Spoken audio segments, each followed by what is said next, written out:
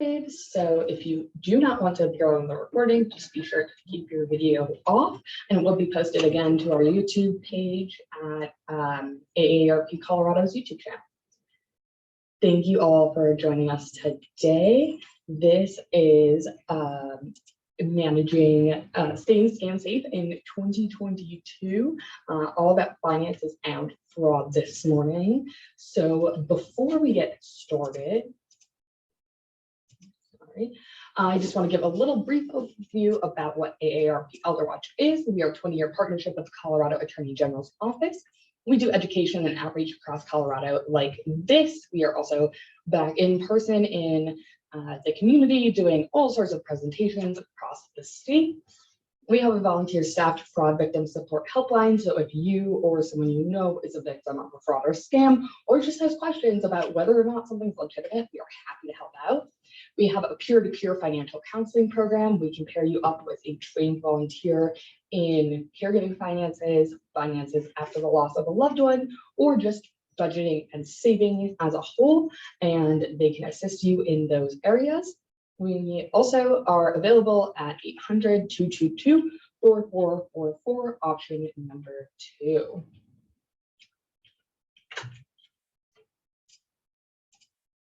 So, few fraud facts to get started. Colorado ranks actually second for fraud reporting with over 13,000 reports on frauds and scams, and this is from 2021.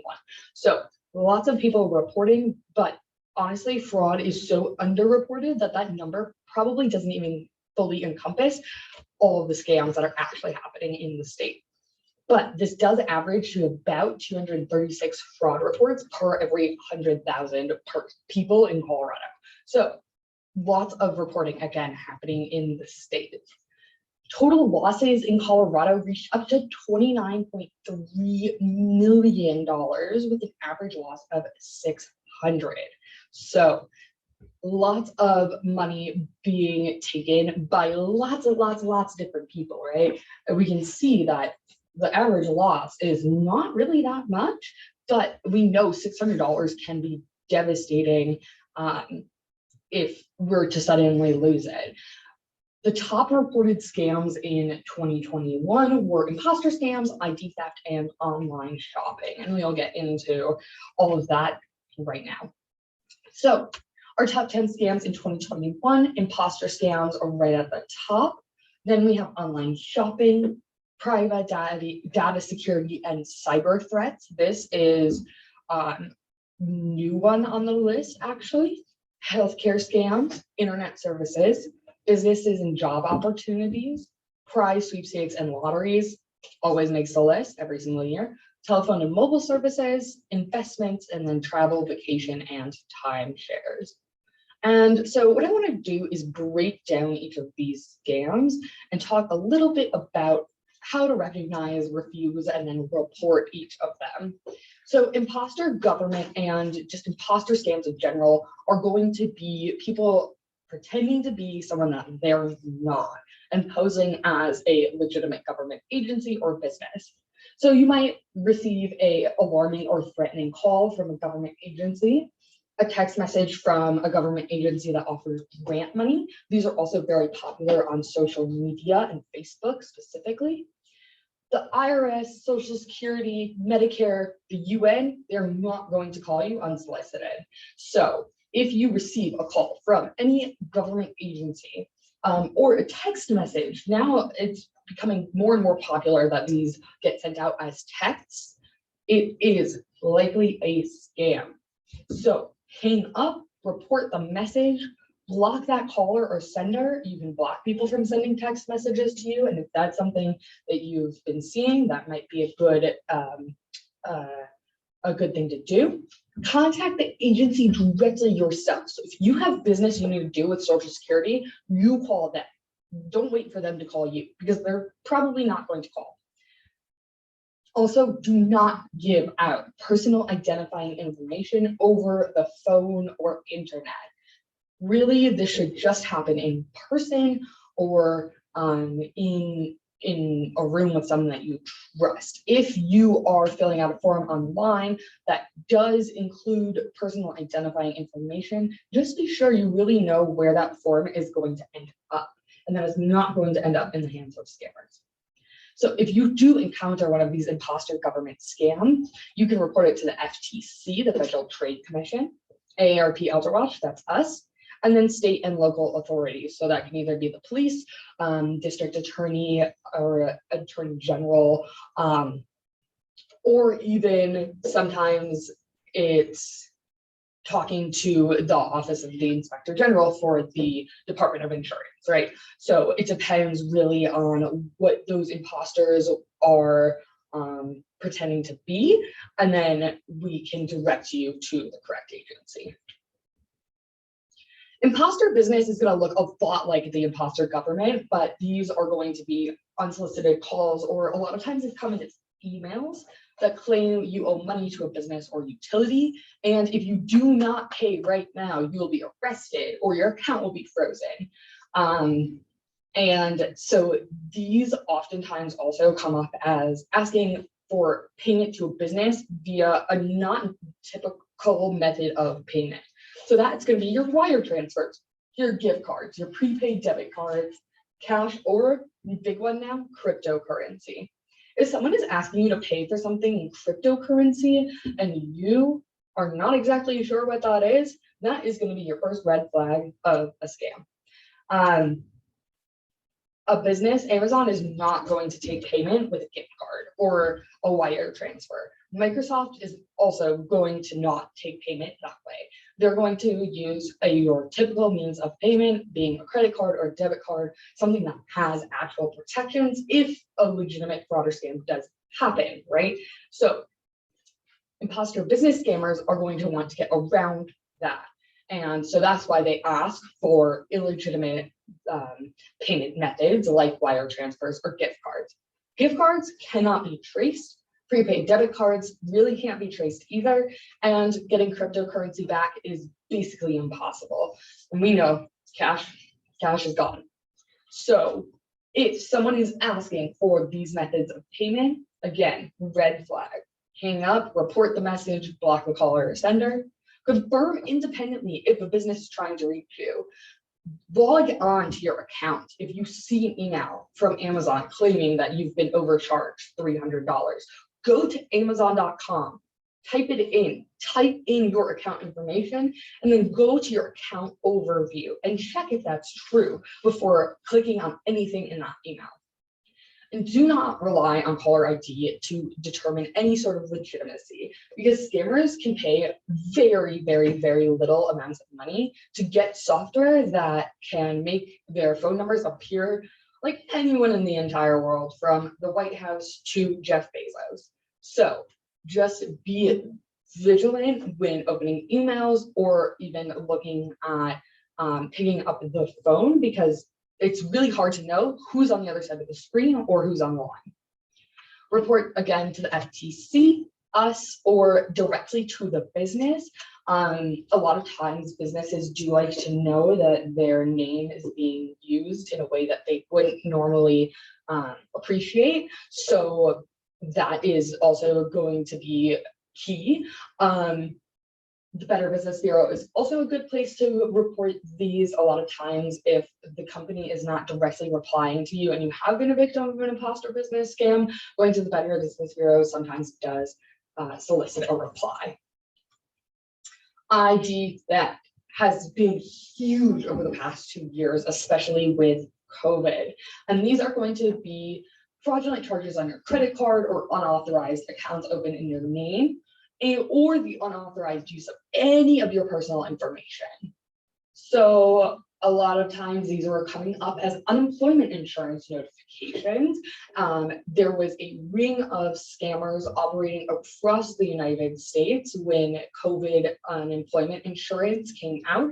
They had basically compiled hundreds of thousands of American social security numbers and just ran them through various state unemployment insurance programs to apply for unemployment insurance under those social security numbers.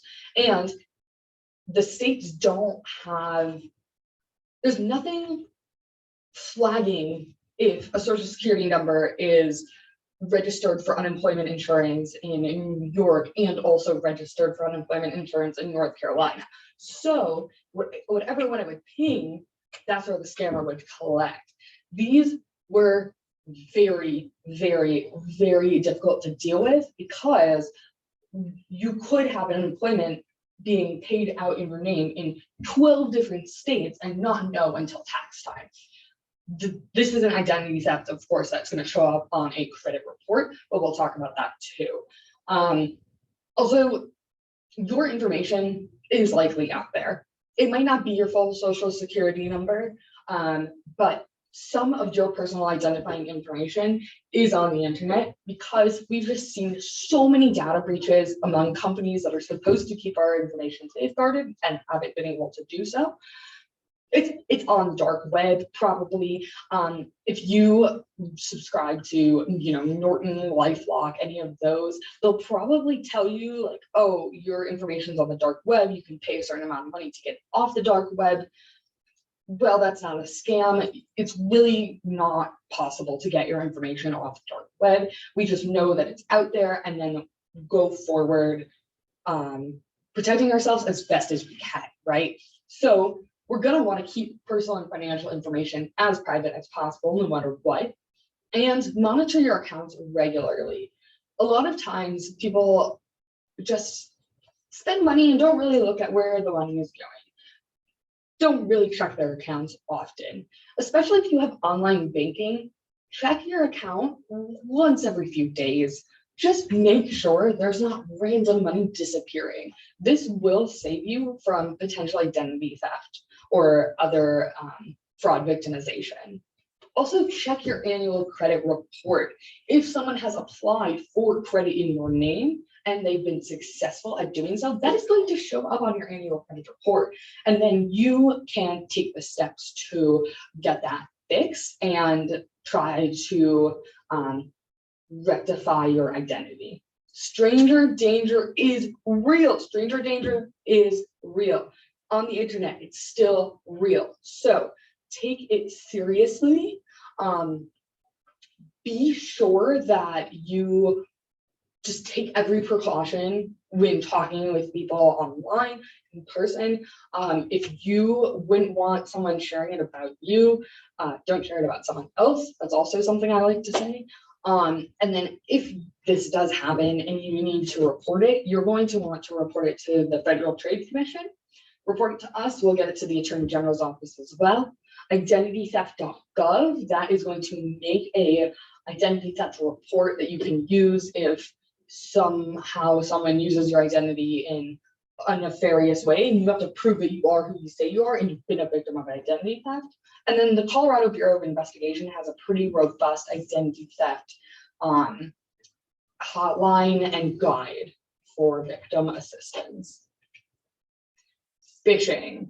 This is not like the fun, sitting on the lake with a beer, casting one out phishing. No, this is contact from someone representing the government or a business or just someone in general trying to trick you into giving personal or financial information via email, text, or link. And sometimes these happen where it's an email with a bunch of links or it's a text with a bunch of links. I've been getting the same phishing text over and over and over again, and it says, "Thank you for paying your AT&T bill, Blanca. Here's your reward." And then it has a link for me to click. And I know if I click that link, I am not going to get a reward. I'm probably going to get my personal or financial or both information stolen. So hang up, block, do whatever you need to do to avoid that contact. Don't even open the email if it looks suspicious. Don't open the text if you haven't paid an AT&T. I haven't paid an AT&T bill. My name isn't Blanca. I'm not opening that text. It's not meant for me. Or it is meant for me, but we know better. Not the fun kind of phishing. Don't respond to any emails that ask for personal information. That is key as well. Avoid clicking links in emails or text. And if there's a document that is attached to an email, it says download here, your computer should be able to check if that document is going to be safe. If your computer is not able to do so, do not download that document, especially if you do not know where it's coming from, because it's potential that the document could contain nefarious software that would mess up your computer. Contact the entity yourself with a known legitimate number if you do think that a business or organization is trying to reach you. And then a few places to report: FTC, of course, us, of course, that's going to be on every slide, hint, hint. IC3.gov, that is the Internet Crime Complaint Center through the FBI. And then spam at UCE.gov, they collect spam emails. Online shopping we've seen a huge resurgence in online shopping scams. And these oftentimes show up as the asking price for an item or a pet is far below the normal rate. The person offering the product insists on shipping it. They'll take care of all of the shipping. Don't worry, you just have to pay a few extra fees. Emails from the seller have poor spelling or grammar. The seller asks for traditional method of payment via money transfer, gift card, or again, cryptocurrency. And then perhaps the shipment is held up continuously by demands for more money. So we see this a lot with puppy scams. And this is everything from like buying a puppy online to trying to buy a monkey online. So verify that you know who that seller is and they are legitimately selling the product or puppy that you want. Shop locally, local, face-to-face, that's best. You know exactly what you're getting. And then if you are a victim of one of these online shopping scams, cut off contact with the seller. Messing with them or trying to harass them into giving you your money back is not going to usually be effective. Instead, usually it just makes the scammer mad and they try to figure out ways to re-victimize you. Again, report ftc.gov, Elder Watch, IC3. This is a big one for reporting these scams. That's actually how they get taken down. If you can take a screenshot of what that page looks like and report it with IC3, that's going to be great. And then the Better Business Bureau, if they are victimizing other people or have the potential to victimize other people, that's a great way to post as well to just get the word out that that business might not be legitimate. Insurance and Medicare, these are interesting because, well, it might not come out of your pocket and it might not be your money that is going to these scammers. It might have impact on the care that you receive in the future. So if someone offers durable medical equipment to use, so a back brace, a knee brace, a diabetic monitor, a wheelchair, something like that, and they charge it to your Medicare statement, but it's not something that your doctor authorized, Medicare will look at that and say, oh, and if you actually need the care in the future, Medicare will look at that and say, oh, well, we covered that back brace already for you. We don't need it covered again for you, even if you maybe never received that back brace, because most of the time in these scams, you don't actually receive the product that's been ordered. So be sure you are closely taking a look at your Medicare statements and that there's no charges that you don't recognize. Don't accept any offers for medical equipment that aren't prescribed by your doctor. And please closely reconcile all medical bills and statements. Make sure that you're not getting services or care that you haven't received charged onto your statements. Reporting can be to the Medicare Inspector General, Colorado Senior Medicare Patrol, Colorado Insurance Commission, and then AARP Overwatch. Internet services, these are a bit different than our online shopping scams. These are unsolicited calls or a pop-up window that comes up on your computer and says, oh, you have a computer virus, or that you've been charged for computer protection, or you need to take action right now, or your whole system's going to be shut down.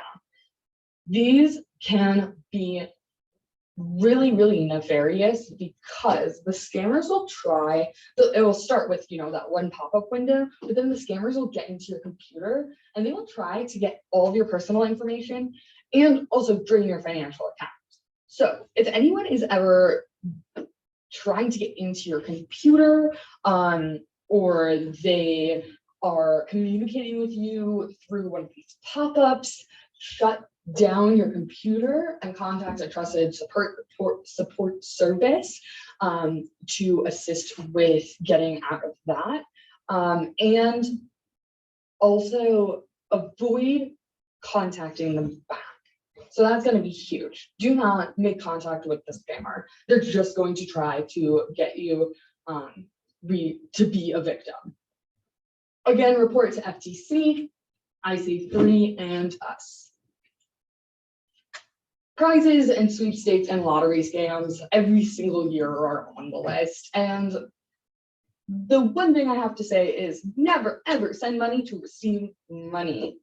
We cannot win lotteries we do not buy tickets for, or contests that we don't enter.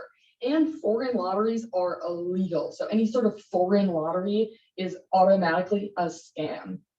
Don't engage in these prize or sweepstakes scams. They can be very